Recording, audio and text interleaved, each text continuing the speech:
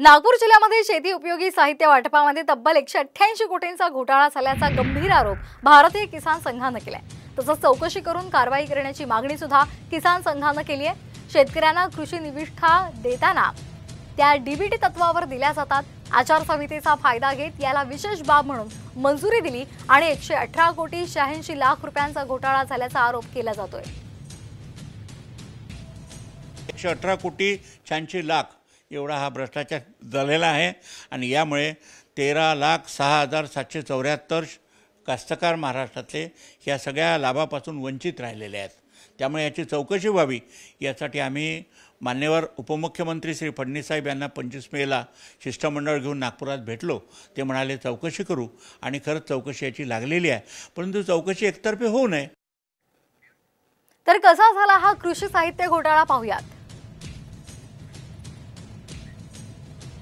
कापूस साठवणूक बॅग 300 ते 400 रुपयामध्ये तयार होते, तर त्यासाठी 1250 रुपये प्रति बॅग हे लावण्यात आले। कीटकनाशक 225 रुपये प्रति किलो मिळतं, तर ते 1275 प्रति किलो दर त्यासाठी लावण्यात आले।